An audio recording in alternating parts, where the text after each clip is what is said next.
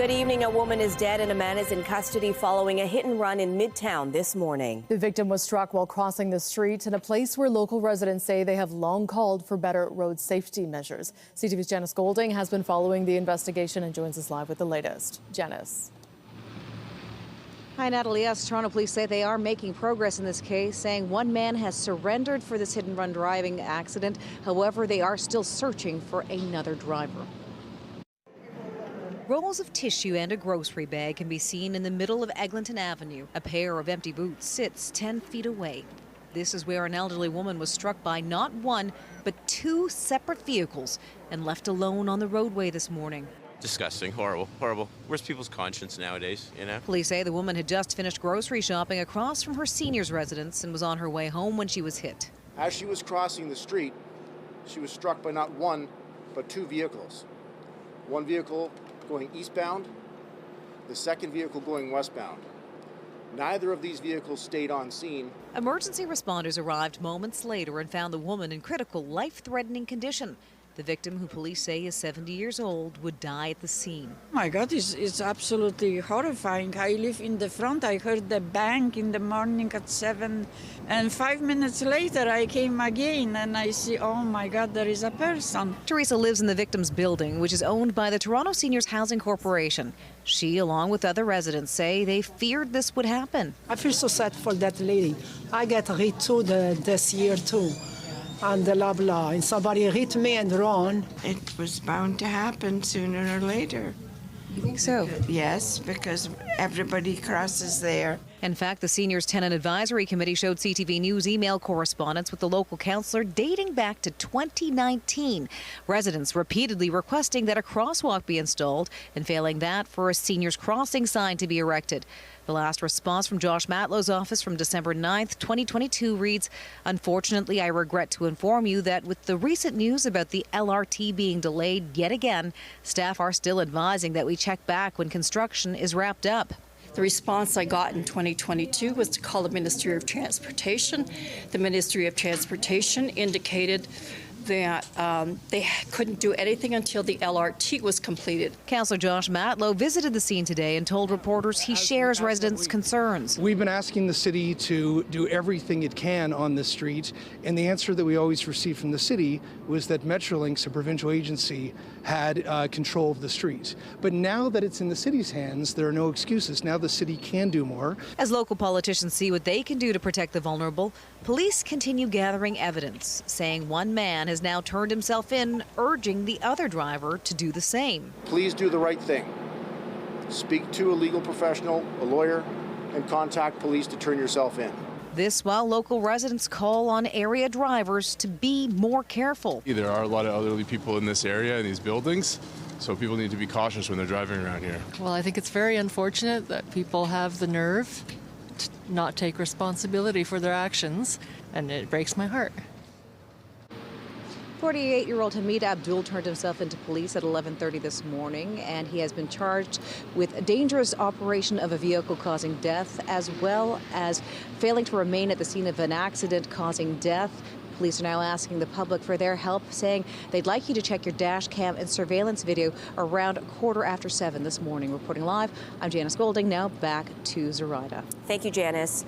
Looking further downtown, Toronto police have laid a homicide charge after a man hurt in an encampment fire last week died of his injuries. Emergency crews responded to the alleged arson incident early on Boxing Day near Yonge and Charles Streets. Police believe a man deliberately set a tent and mattress on fire before throwing in more items to accelerate the blaze. 51-year-old Keith Appleby was pulled from the flames and rushed to hospital, where he was pronounced dead Monday.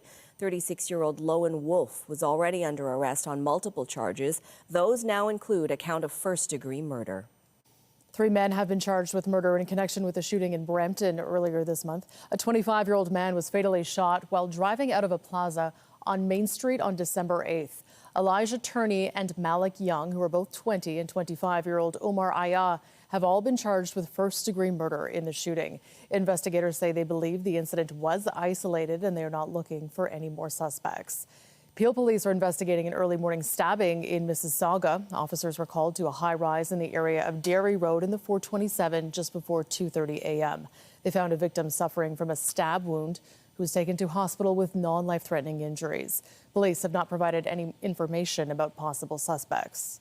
And police are searching for a suspect in connection with an assault aboard a TTC bus. They are searching for this man. They say he allegedly kicked another passenger's property while aboard a bus near Queen and Coxwell Avenue just after 3 a.m. That led to a verbal argument, which then escalated into the suspect assaulting the victim with an edged weapon. The suspect left the scene. Victim was taken to hospital with non-life-threatening injuries. Police are asking anyone with information to come forward. And York police are trying to identify a suspect in an assault in Vaughan. Investigators have released images of the suspect and vehicle he was driving. Police say he attacked someone with a sharp object in a parking lot near Mabel Smith Way and Interchange Way on December 23rd. He was last seen wearing a blue and green plaid jacket and dark pants. The vehicle is described as a white four-door sedan. They are asking anyone with information to come forward. Toronto police say officers will be out tonight to make sure people ring in the new year safely. They are urging everyone to celebrate responsibly. If you're planning on drinking, please don't drive. We are going to have officers out conducting ride spot checks throughout the city as well. Plan your route home. If you're going to be drinking, you've got public transit, you've got ride shares, taxis, have a designated driver that's not going to be drinking. And the countdown to 2026 is now on. Revelers will be out and about across the city tonight to ring in the new year. Local transit services have adjusted their schedules to make sure everyone is able to celebrate safely. CTV's Beth Macdonell is here and talking to us about how people are planning to ring in 2026. Beth, how's it going down there? Zoraida, we're less than 6 hours away from the stroke of midnight. People are already heading out to celebrate. And tonight, starting at 7, the TTC, Go, and Up Express all have free service. On Ossington at Bellwoods Brewery's New Year's Eve Bash, it's all about ringing in 2026 with good people and good tunes.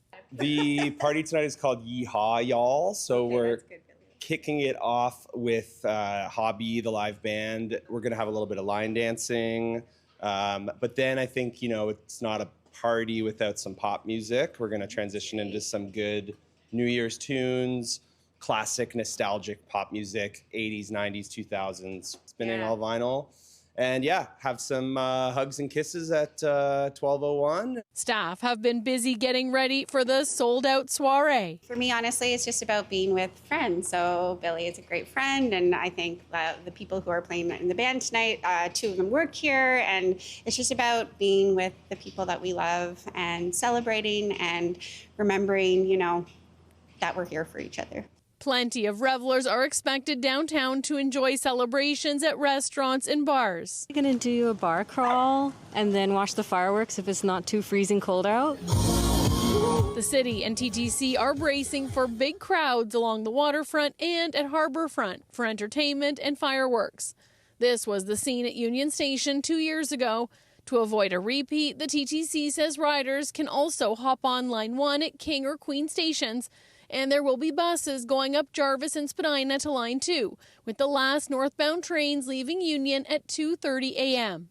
Out on the street, many are thinking about the year ahead. More time with friends and family, and dream bigger, 2026. To work some more, make money so I can survive in the city. Good time with loved ones is in. Eating out is in, I feel. Just like in Brussels sprouts. Brussels sprouts, enjoying yourself and not taking things too seriously. Positivity, that's all. Just everybody having a good time. While others are already embracing the New Year mentality. Okay, are you excited for New Year's? Yes! Woohoo! What are the plans? Oh my goodness. Well, I definitely want to be more fit. We just came from a spin class. Yeah. So we're feeling tomorrow we're gonna run a 5K. Yeah, they're running a 5K for the new year. Okay, so it's not about the night, it's about tomorrow is the celebration. Yeah, we're starting 2026 already. Yes. Many were out picking up last-minute essentials as it seems the cold has people looking for a cozy night in to welcome the new year. Yeah, you're going to do something Japanese, something called oseki. It's a traditional thing that the Japanese do on New Year's Eve. Just a party with friends. Okay, and how many people? What are you having? Paint a little picture for me. It's traditional. We all bring kind of some meal plans. So this year we're doing all pie themed. Staying in, just having some friends over. This guy's gonna go to bed early, and then that's it. Happy New Year! That free public transit service from TTC Go and Up Express runs from 7 tonight until 8 tomorrow morning. Happy New Year, Natalie and Zoraida. Back to you. Thank you, Beth. Happy New Year. And if you are ringing in the new year outdoors tonight, maybe with a skate down at Nathan Phillips Square, better bundle up. Here's a live look just outside City Hall this hour as Toronto counts down to a very cold start to 2026. Our Jessica Smith will be leading the city's New Year's Eve party down at the waterfront tonight. Jess, it's going to be a good one. What are we looking at weather-wise? You know, there's a little snow out here, Natalie. It is a little fresh, but it's going to be fantastic. We have so much entertainment happening here tonight. It all begins at 10 p.m., but your forecast, it's going to play a role. We do have some light snow going on. We're still dealing with lake effect snow in a lot of portions of southern Ontario, but no watches and warnings downtown. I know it looks pretty intense on this map, but right here down by the water, the snow is pretty light and the winds are out of the southwest currently. Still seeing those snow squall watches and warnings along those eastern shorelines of Lake Huron and Georgian Bay near Goderich and Barrie. They're looking at heavier snowfall amounts here in the city, trace amounts at most. Now it is a little fresh, but the good news is with your layers on, like my snowsuit right now, it's actually not too bad. We're looking at -6 in London right now, -2 in Windsor, and we're dealing with a little bit of a wind chill. Now, as we head through the rest of our evening over towards the island and closer to the water here, we're at -4, feeling like -11, closer to Pearson, -5. And as we head in towards midnight, we bring in the new year, -12, feeling like -20. Now, it all begins at 10 p.m. here. We'll have more information on that later on. Right now, I'll send things back inside to you guys. All right, thank you, Jessica. And of course, there'll be New Year celebrations throughout the GTA tonight. Isn't it obvious? Nothing we got enough. In Brampton, singer Alessia Cara will perform at Garden Square to ring in 2026 in her hometown. The event will also feature a fireworks display. Yeah, he treats you good. I bet he does. I left my mark.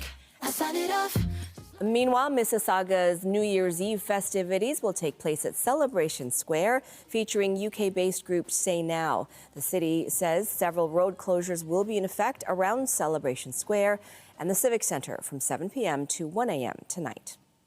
2025 was a year to remember for Chief Jim Jessup, who took over Toronto's fire service 1 year ago this week. Fire crews were faced with numerous high-stakes rescue missions this year and battled the most complex blaze the service has ever seen. I sat down with the chief to look back on it all.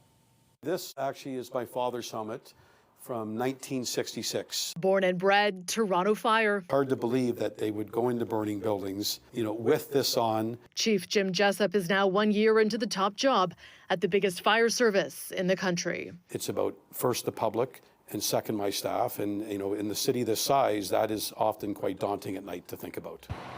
2025 was not without its challenges for Toronto fire crews, who battled some extraordinary blazes.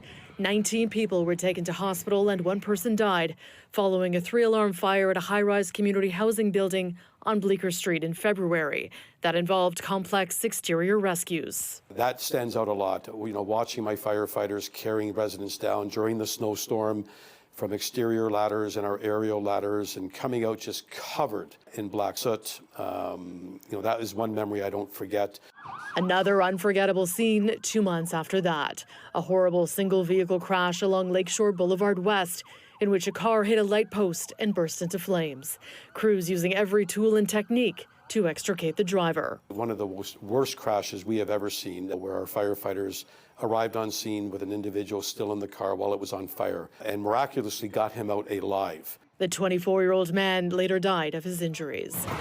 Another tireless effort by Toronto Fire came at the end of November. The most complex fire that we have had in the history of the Toronto Fire Service. A blaze at 2 Thorncliffe Park apartment buildings that smoldered for 18 days. Crews working to extinguish flames that burned between the walls. 400 units evacuated. It was the right thing to do, given the risk to them.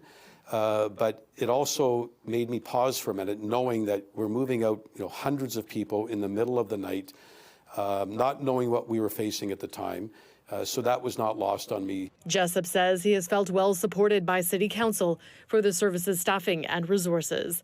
At this point, not asking for anything net new in terms of funding next year. There's no secret it's a tough budget year. We're certainly being as responsible as we can, but at the end of the day, living in the most vertical city, the largest city in the country, and dealing with issues, again, with our colleagues at police and paramedics. So, for example, the protests. We have been out dozens of times as part of the Toronto Police Public Order Unit. Every single weekend we have firefighters along with paramedics and police officers at these protests. Public Order Unit planning is now focused on preparing for FIFA. This is where everything starts. Amid the ongoing challenge of responding to calls in Toronto traffic. Congestion does impact, but our job is to make sure that we find a way to minimize that impact. And we do that whether it's congestion or parades or protests or any other type of event that a large metro-sized city like Toronto should be having. Nice to see you. A city that the chief is charged with keeping safe from fire through his service. Until you are the ultimate person sitting in the chair and all the decisions do rest with you,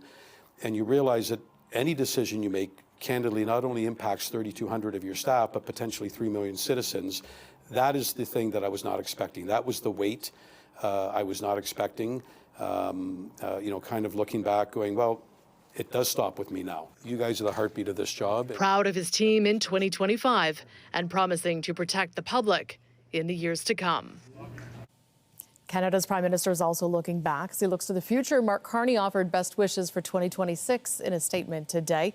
It reads in part, quote, although this year has brought more than its share of challenges to our country, we have also been reminded that we are fortunate to be part of one extraordinary, generous, and caring nation. We are strongest when we are united, when we look out for each other, and when we take care of each other. That is what makes Canada strong. As this year comes to a close, we resolve to carry that same spirit and those same values into 2026. Happy New Year, Canada. The Governor General is also speaking as we get set to welcome the new year. In 2025, I saw Canada as a nation that is courageous, inclusive, and committed to building peace. And through it all, a resounding sense of national pride, like when the entire country rallied behind our Toronto Blue Jays. Still to come tonight, Hockey Canada has announced its roster for the Winter Games in February. We'll have more on who made the cut a little later in the newscast. The Canada Revenue Agency says it is owed more than $10 billion in overpaid COVID-19 benefits.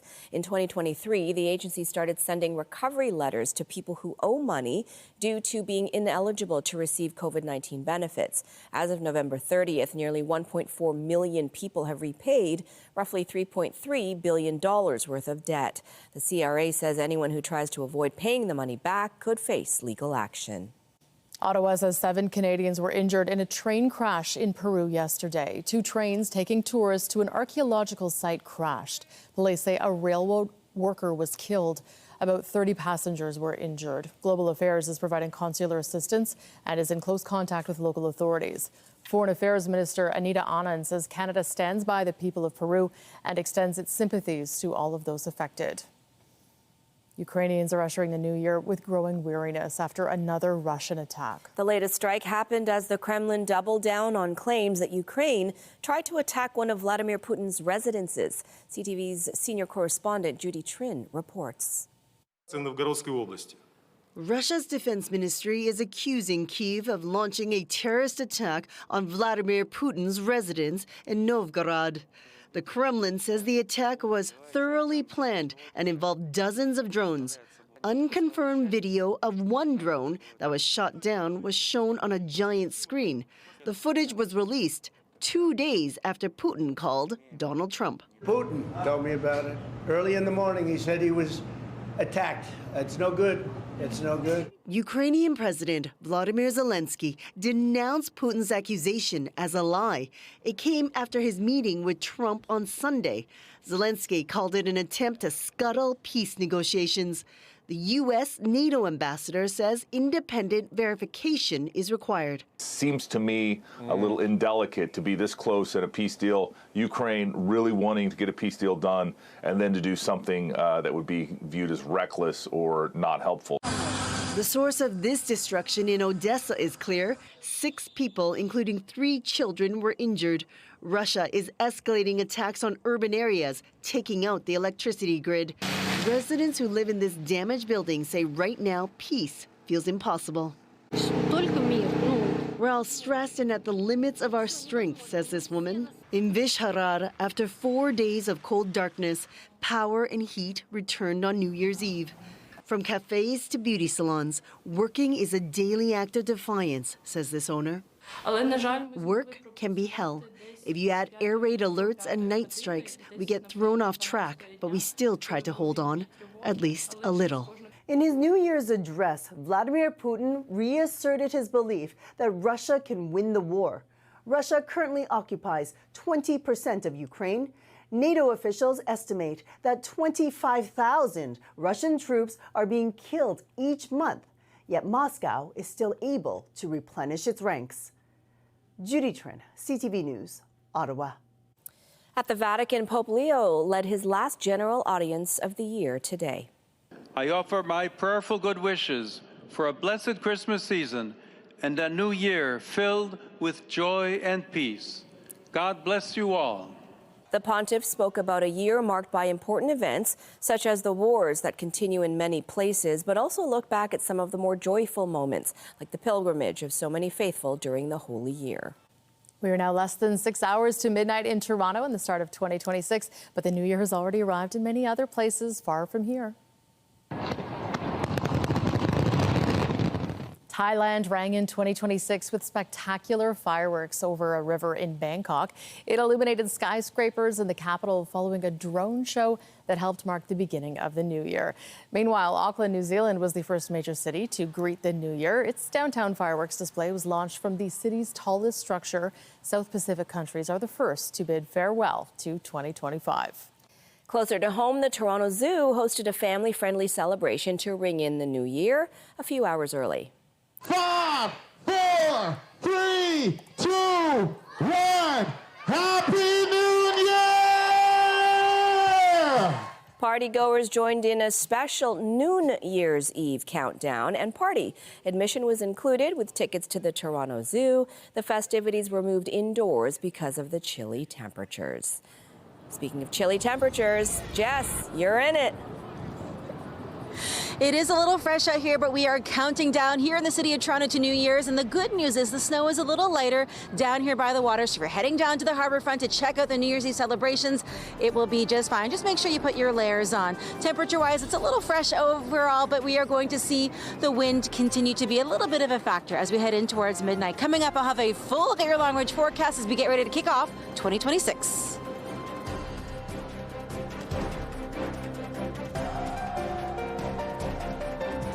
When you see it happen, send it to CTV News.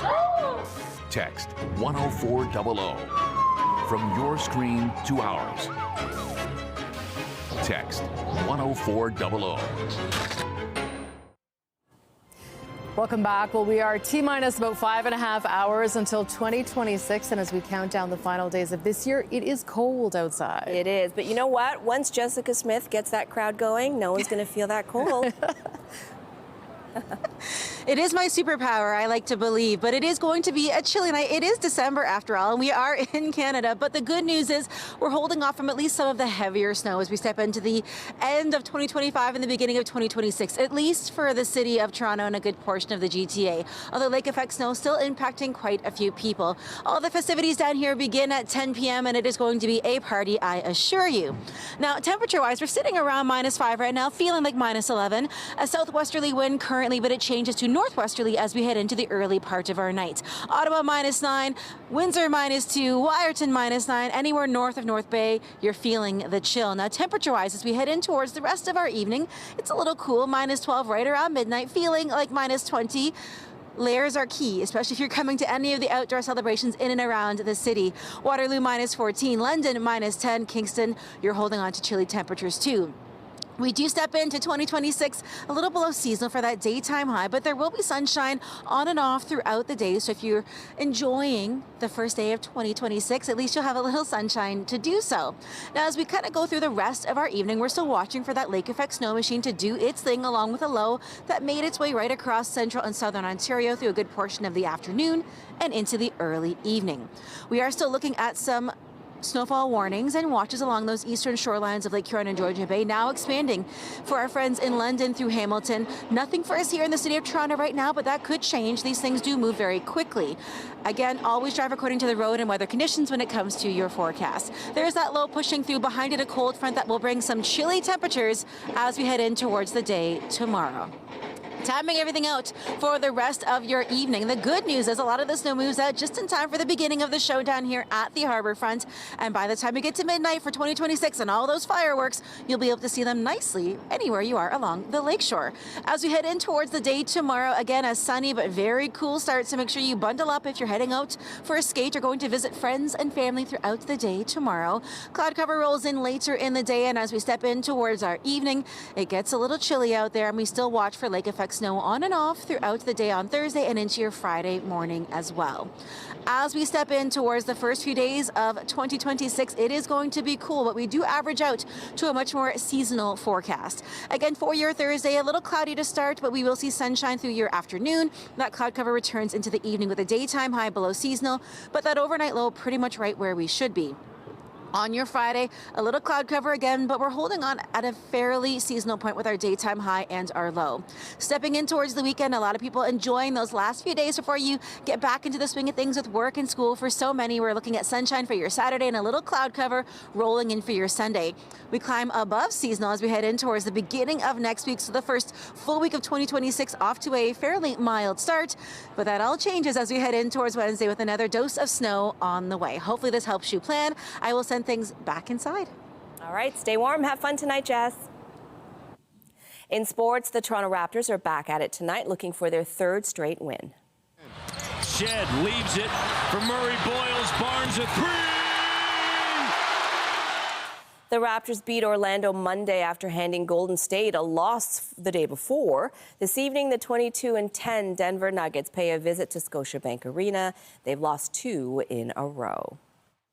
To hockey, and the Toronto Maple Leafs say Chris Tanev is expected to miss significant time. The defenseman suffered a groin injury he sustained after recovering from a separate issue.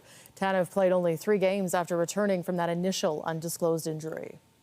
Michael Hayes feeds that down, takes the return pass, slings it across, score! Canada's looking to keep its perfect record intact at the World Juniors. After a 9-1 win against Denmark, the Canadians square off against Finland tonight in a Group B first-place showdown. It'll close out the preliminary round of the tournament. Meanwhile, the complete roster for Canada's men's Olympic hockey team was announced today. Connor McDavid, Newmarket, Ontario. The roster includes Connor McDavid and 5 other sure bets who were named last summer. They're part of an Olympic team that looks very much like the Canadian squad that won the 4 Nations face-off. In fact, the exact same blue line is back, but there are some new additions in net and up front. Forwards Macklin Celebrini, Bo Horvat, Nick Suzuki, and Tom Wilson will suit up for the Winter Games in Italy in February. So will goaltenders Darcy Kemper and Logan Thompson. As people gather to ring in the new year, health experts say it's important not to bring along an uninvited guest in the form of the flu. Canada has been seeing flu test positivity levels higher than any of the last 3 respiratory virus seasons. The last figures published by Public Health Ontario before a holiday pause showed even higher levels in this province, particularly among children and youth. Infectious disease experts say it's not too late to get the flu shot and other seasonal vaccines. But if you're already sick, it's best to stay home to avoid spreading whatever infection you may have. Still to come this hour, a preview of the year ahead at City Hall. A fall election is looming for Toronto. We'll have those details when we come back. 2026 is gearing up to be a big year at Toronto City Hall. It all kicks off with a tax hike on the table at the city's budget launch next week, ahead of an election in October. I sat down with John Moore from News Talk 1010 and CP24's Nick Dixon to look ahead to what's to come in council and on the campaign trail. I'm John Moore from News Talk 1010, and we're taking a look at the year ahead. It's an election year municipally, so there's going to be a lot of action. I'm joined by Nick Dixon and Natalie Johnson from CP24. Natalie, let's actually start with the budget because some of it has been rolled out. It's just the magic numbers. You know, I've been pressuring the mayor. What is the magic number? And she won't say it. Well, that's it. And every year at City Hall, it's really shot out of a cannon in terms of policy and politics with the budget launch. This year is going to be more critical than ever for the mayor, given that it is an election year. We've seen her raise taxes twice over her past 2 years. She said that it'll be a more palatable increase this year. We don't know what the number is, but I think a lot of people are going to be watching because she doesn't want to brand herself as a tax and spend mayor heading into the campaign. There's been a lot of tinkering, though, and certainly the homes over $3 million, things like that, which is such an easy sell, isn't it? Well, for her base, it certainly is. We're talking about increasing the municipal land transfer tax on homes valued at $3 million or more. It'll bring in about $13 million more to city coffers in 2026, if approved. But you're talking only about 1,100 homes in that price range that will be sold this year. So, you know, it's not affecting a huge number of people. It is an area that she can more safely raise taxes, if you will. But again, you know, you has to be careful of her brand here. And Nick, it just doesn't seem like there's anything this city intends to cut anywhere. So she's going to have to figure out how to make budget. She keeps telling me how she's making things more affordable, but I always say, yeah, but we have to pay for the services that you are required to provide for us. Yeah, and the idea, you know, as we've discussed too, is you can't just, you know, go federal, go provincial, cap in hand. You know, we need this money because especially, you know, with the Ford government right now at Queen's Park, they've been so on municipalities about their books, budgets in order before they even consider, you know, contributing any more money to cities' bottom line. Like, get your books in order, then we'll look at this. That, I mean, to have a municipal, federal, or provincial partnership like that, where it's sort of like not a guarantee, where it almost used to seem a little more like a slam dunk, I think that's going to be so problematic. And yeah, if you can't make priorities, I remember Stéphane Dion, do you know it's not easy to make priorities or whatever that like? If you can't do that, that becomes very problematic and becomes problematic in an election year as well. Let's talk about homeless encampments, the shelter system. I know the city insists that we're really busy on the file, but Natalie Johnson, we talk about this issue probably 3, 4, 5 times a week on our show at News Talk 1010. I know I see you guys talking about it always as well. It just doesn't seem like we're actually making any progress. Well, and the shelter topic is such a hot button topic politically because the city has now said that they will have up to 20 new shelters built by 2033. They are in neighborhoods right across the city. And what they've done here is delegated site selection authority to the bureaucrats to pull the politics out of it.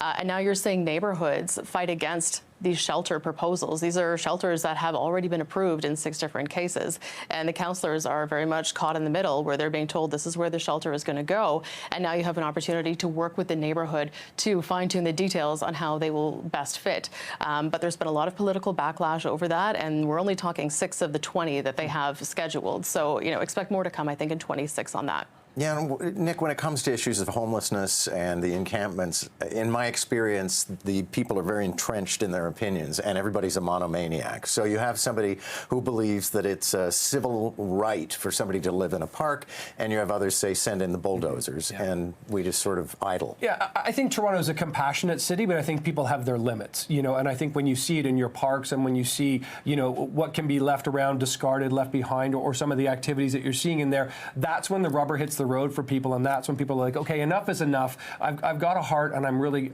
you know, I'm okay, but if all of a sudden it's happening and you don't want to take your kids to play on the swing set, you know, as a parent, you know, grandparents, caregivers, you've got to be concerning yourself with the safety not of yourself, but of the young kids, and that becomes an issue. Not that people don't care, but the other problem is there's no quick fix to building shelter spaces and then moving people in on compassionate grounds on these various, you know, sort of boxes they want to tick to make sure it's all working the right way. It's just not fast enough. And we have the grand pantomime of a municipal election. So let's talk about the mayor. I don't think we have to get into the granular of council itself. But Nick, I'll start with you on this one. The big question mark is who's running, who isn't, because even Olivia Chow has not said that she will run. And that's the strangest thing, I think, so far, is she seemed to want this job so much a few years ago, seems comfortable in the role, But when we've asked her, I'm focused on this, and I know that's the political answer, but it seems weird that there's not just at least a fundamental better hint that yes, she's running. We know Brad Bradford is running. I mean, I think we've known Brad Bradford is running since the last election. That didn't come out of it. That was no surprise in October when he made that declaration. But my bigger thing beyond Bradford, and I have to assume Olivia Chow will run, is whether or not John Tory actually throws his hat back in the ring next year. That's one of the stories I'll be definitely looking ahead to. Well, I think when it comes to Olivia Chow, I mean, it's no secret that mayoral campaigns are multi-million-dollar endeavors. These things do not happen overnight. So I would say it's an open secret at City Hall that she will run again, even though she hasn't made that declaration officially. I'm sure that the wheels of the war room are already turning on that. But the question is, who else is going to be on the ballot? Will it be a very fractured ballot like it was in the 23 by-election, which was, I would say, quite an anomaly given the circumstances under which that election was called. So, if John Tory does decide to return, there will be a lot of questions he will have to answer, I think, because of the way that he left the office. And it's really going to depend on how many horses are in this race, because the polling thus far has shown that it does have the potential to be very close. If it's a 2-horse race, if it's a 3-horse race, that could be the deciding factor as to whether Olivia Chow becomes mayor once again. But, Nick, it really is like some sort of Milton Bradley game. I mean, it's if Tory's in, then this happens. If she, I think she's running. But if Bradford starts gaining traction, then Tory will definitely get in, because the two of them apparently don't agree on a lot of things anymore. I mean, there's the potential for some good drama. Well, certainly from our perspective, I think that's going to be intriguing, right? If we see something a little more dramatic than necessarily a potential 2-horse race with a few other candidates. I think of Anthony Furey as well, who kind of was the surprise. He didn't win, but he performed a lot better than a lot of us sort of expected, perhaps last time out. So the characters that get involved, that will become, for our roles and jobs, much more interesting, because a much more dynamic race to talk about, rather than we've kind of seen where things may line up at this point. The other names that we had talked about, Marco Mendicino and Anna Bailao, they have both now accepted high-profile positions, so they're not involved. But you look back to 2014 when John Tory ran against Doug Ford and Olivia Chow. I mean, that was a 3-horse race with a very interesting outcome. So, possibly we're in for a repeat of something similar. Okay, and I don't want to dwell on it forever, but just a quick question about Brad Bradford. There's a maxim in politics that the only thing you need to do to win is to appear that you could win. And I guess a lot of people are asking themselves, has Brad Bradford crossed that threshold to where, okay, that could be a mayor? I think the polling indicates that he is very much a candidate in this race. He has said he is all in, regardless of who else puts their names on the ballot. So, from that perspective, he's out making campaign announcements very early on. Let's not forget that the actual campaign doesn't start until May 1st. But he has really planted his flag coming out in early October to say that even a year out, he's decided he will run again. His name will be on the ballot. I'd like to see his mileage, because Brad Bradford crisscrosses the city more than a TTC streetcar. No, and often on a bicycle, I might add. Right. Things to look forward to in our city this year. FIFA, I think, unless you're a radical FIFA hater, but Nick, I think this is going to go fantastically, and I don't like big parties. You think it's going to go? I hope it goes fantastically. I genuinely do. My concern is transit and infrastructure. Very fortunate that the Gardner expansion, I know they were going to pause it, but that it's finished ahead of schedule, and we're kind of have that behind us. But I just do get worried about what could happen. Will there be protest? Will there be something the police won't want to step in front of? And I am super excited about FIFA, but I just have this Toronto anxiety that just sort of bites on me, and I go, oh, I hope nothing blows up. And I don't mean that in the literal sense, but I mean, there is a certain, Natalie, a Potemkin Village aspect to FIFA, where we are going to be cleaning the whole place up just for the out-of-towners. But still, John Tory always said with the Pan Am Games, you set a deadline, stuff gets done. Yeah, and I think that was in part the incentive for accelerating the construction of the Gardner, among other things. So the city is really looking ahead to the fact that Toronto will be on the world stage here.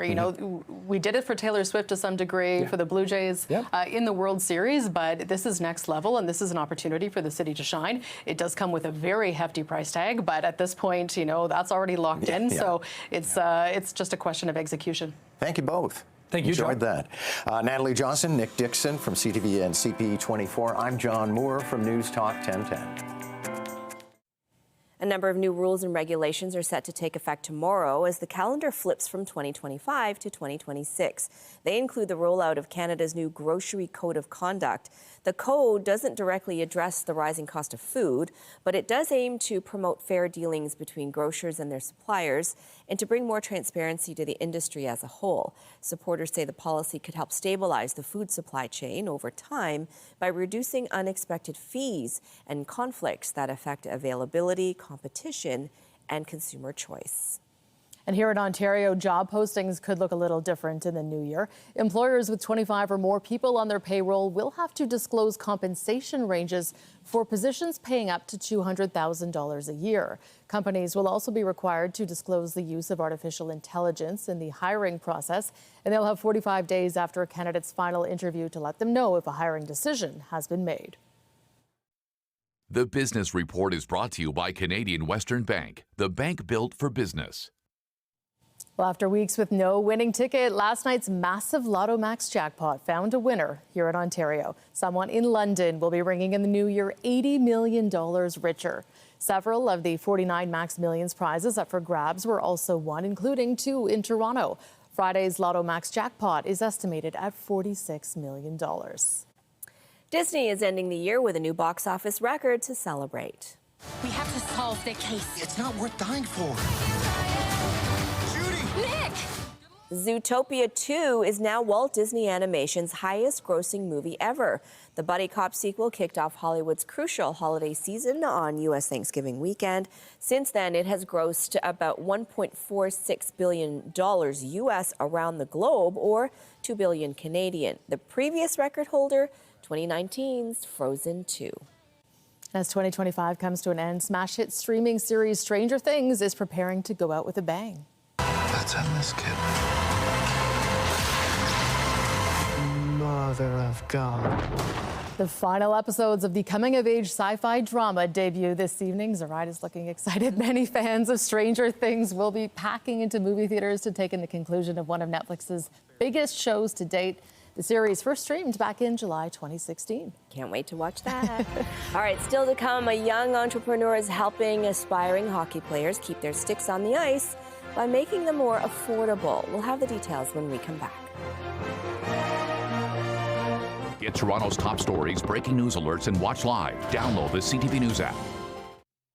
4 years after starting his own affordable hockey stick brand, a young entrepreneur is still gaining momentum. He is making sure that kids whose families can't afford equipment don't get left on the bench. CTV's Carol Charles has his story. Zachariah Thomas is getting some ice time in between running his own business. The arena, a place he considers a second home. Thomas began playing hockey with the Oshawa Minor Generals at the age of 10. He played in the CHL in Quebec and moved up through the ranks, eventually landing in a minor pro league in New York. When the pandemic hit, things changed. He shifted his focus to his love of business, starting his own hockey stick brand in 2022 called Swift Hockey. I kept seeing a really strong problem over and over again where sticks kept breaking. And especially in Oshawa, a lot of parents were being priced out, and it just kind of had a hard feeling for me every single day seeing that situation over and over again. He put pen to paper and started research with his team. Truthfully, just using the hockey stick on the ice. Like, I would go to China, they would ship me a bunch of sticks, I would test the sticks out, and I was able to do the research and development aspect because I was a former pro player. After much trial and error, he is happy with the final product.